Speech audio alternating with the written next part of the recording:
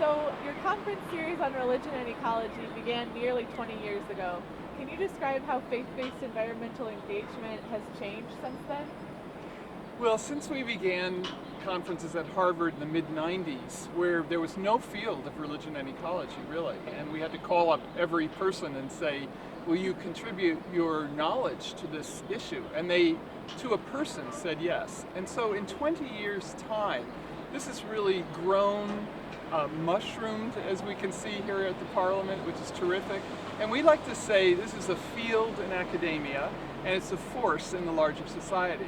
So we have classes, certainly at Yale, but at many other universities and in high schools who are teaching this. And then the Climate March last year illustrated this emerging power of religious leaders in this issue. Well, speaking of that, this summer the Pope released an encyclical on the environment. Can you talk about what impact that might have on faith-based engagement? Pope Francis is an amazing leader, as we can all see. He's got authenticity and sincerity and a genuine concern for the poor and the outcast. And so he's a great messenger for this wonderful new encyclical that came out in June, Laudato Si, Praise Be, from St. Francis of Assisi, of all of creation is sacred. But what he's doing that's so helpful is weaving together our concerns for the degradation of ecosystems and species and water and pollution issues and climate change. But he's also saying this affects people in immense ways, rising seas, and the poor are the ones most affected.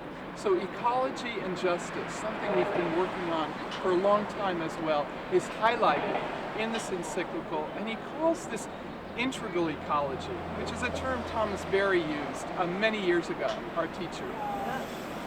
So this year's Parliament of World Religions cites caring for the environment as one of its core themes. Why was it important for you to come out to Salt Lake City and participate? Well, that's a good question. We've come to all the parliaments since 1893, sorry. Let's start at that one, okay? Oh, okay. Yeah. This year's Parliament of World Religion cites caring for the environment as one of its core themes. Why was it important for you to participate? We've come to all the parliaments. The first one was in 1893 in Chicago. We didn't come to that, but 100 years later, in 1993, they had the next one.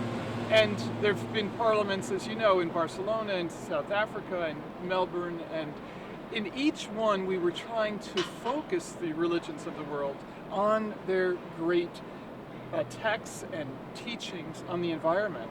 It's taken quite a while, I have to say. In Melbourne, we had maybe 20 panels on this topic, and now that's clearly doubled and tripled. So we're thrilled with this growth of the interest and concern for religions on environment and justice.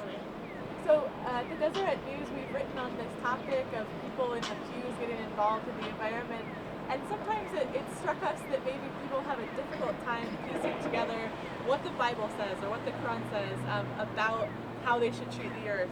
So I'm just curious, how are religion and ecology linked in your minds?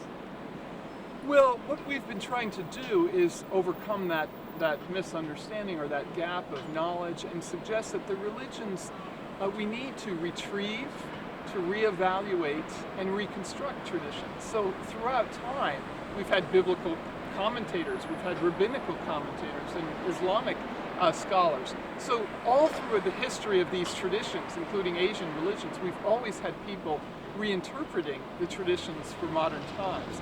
And that's why we need theologians and academics to help to do that. What is dominion in Genesis, which has been very misunderstood, and now people are trying to say it's stewardship, and maybe something even more than that. What is care for creation? So the sense that religions have obviously teachings that we need to bring forward, but as well they're liturgical systems. Christmas is at the time of the winter solstice, and the equinox and Easter overlap and so on. So the liturgical sensibilities of these traditions have woven humans into the great cycles of the cosmos and the cycles of nature and seasons, daily cycles. And this is part of what we call religious ecology and religious cosmology, a very ancient thread in all the world's religions. Your academic work has focused on Asian religions, as you mentioned. Do Asian religions approach approach environmental activism different than we do here in the U.S.? Well, I think, again, I like to think of both theory and praxis. So activism depends on a depth of knowledge and understanding of these traditions. And each one can work together. So my field has been the traditions of East Asia, China and Japan, Confucianism and Taoism and Buddhism. And in fact, one of the reasons we started these conferences in the mid-90s at Harvard's Center for the Study of World Religions was knowing that as China modernized and as India began to modernize as well, over 2 billion people looking for the fruits of modernity, this would change the face of the planet in terms of use of resources and pollution and so on, and it has. But what does that mean for equity across the planet? So, to come back to your question, in China, for example, there's a whole movement of what's called ecological civilization. The government is talking about it, Xi Jinping, it's in the constitution.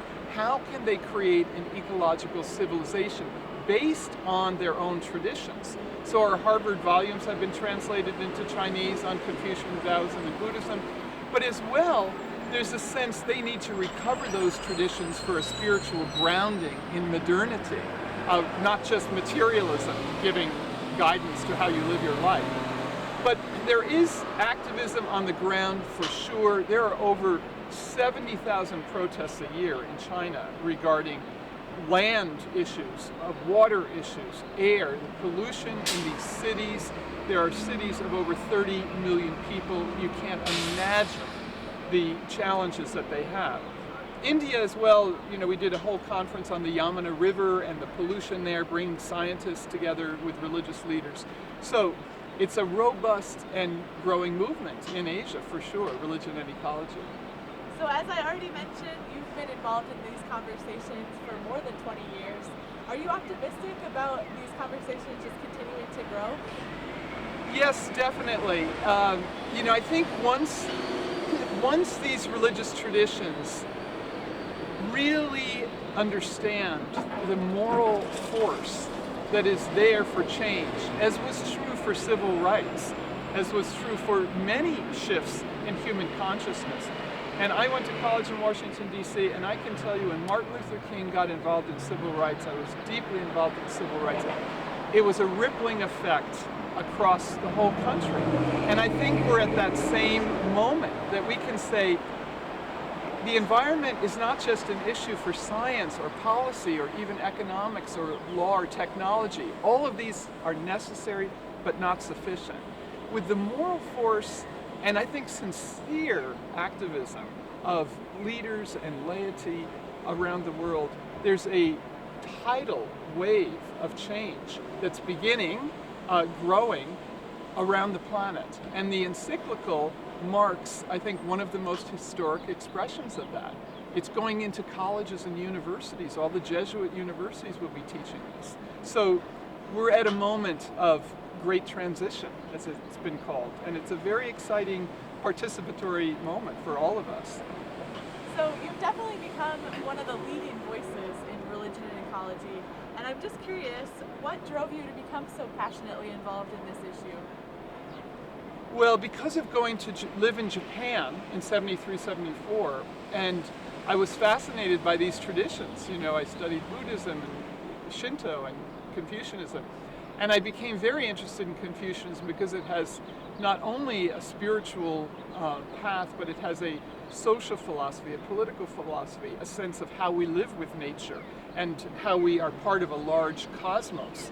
Heaven, earth, and human, this cosmos, earth, and human, and we complete this triad. It's a very powerful tradition.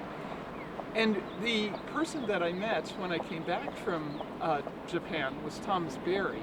And he, of course, was one of the very early people to see the environmental crisis as a spiritual crisis. And he felt we needed a new story to deal with these problems. And so we did the conferences inspired by our studies of world religion with Thomas Berry and also at Columbia with Ted DeBerry.